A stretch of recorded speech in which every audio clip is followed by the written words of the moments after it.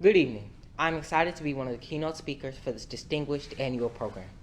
To our wonderful superintendent, Mr. Gutman, my principal, Mr. Tabo, and the entire Diversity, Equity, and Inclusion Committee, thank you for allowing me this opportunity. Tonight, I would like to speak to you on this year's theme, I Matter, I Belong. Tonight, I'm calling all people. That's right, I'm calling all people. Have we lost our humanity? In a world full of so much hatred, violence, and division, sometimes it feels like I don't have a voice, that I don't matter. In a world where people of color are more likely to experience unequal treatment, do I matter? It is clear to me, whether it's opportunity gaps, healthcare disparities, or simply trying to breathe, we suffer from one underlying condition, inequality. So again, I ask myself the question, do I matter? And then I think of the great words of the late Dr. Martin Luther King Jr. Our lives begin to end the day we become silent about the things that matter. And it is then that I am reminded not only that I matter, but why I matter, and why I must use my voice to speak out. So I am speaking out, and I'm taking this opportunity to let you know why I matter. I am the firstborn in my family. I'm also a brother, a cousin, and a friend to many. I matter. As a member of this community, I help take meals to the sick and shut-in so that they don't have to go hungry. I matter. As a young student, I have dreams and goals of one day becoming an attorney and eventually a judge so that I can make the decisions that are fair and just for all. I matter. As I stand at almost 6 feet tall, a proud African-American male, I too have hurts, failures, disappointments, but also triumphs and victories. I'm no different than you. I matter.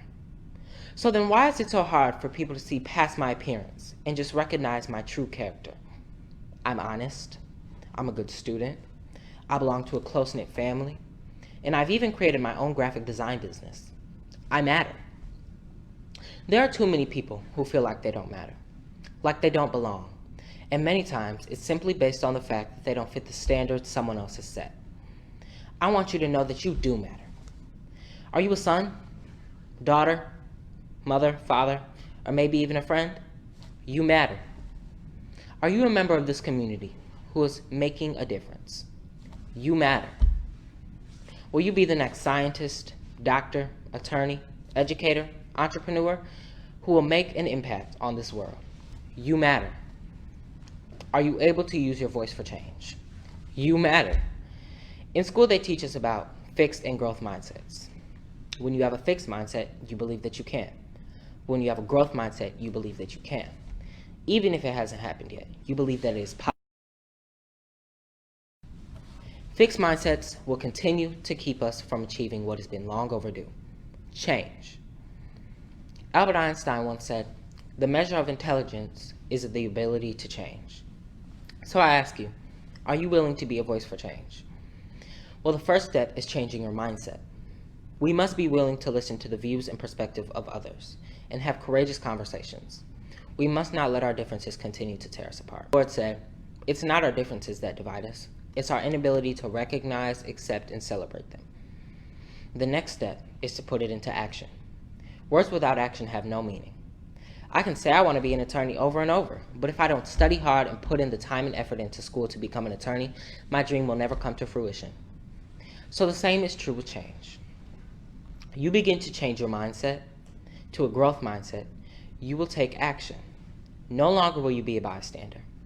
Some suggestions would be joining or supporting a cause for justice or taking part in a peaceful protest. The final step to change, and perhaps the most important, is using your voice to tell others. Knowledge equals power, but is even more forceful when you share it with others. Use your voice for change. No longer should you sit in silence, but speak out against injustice.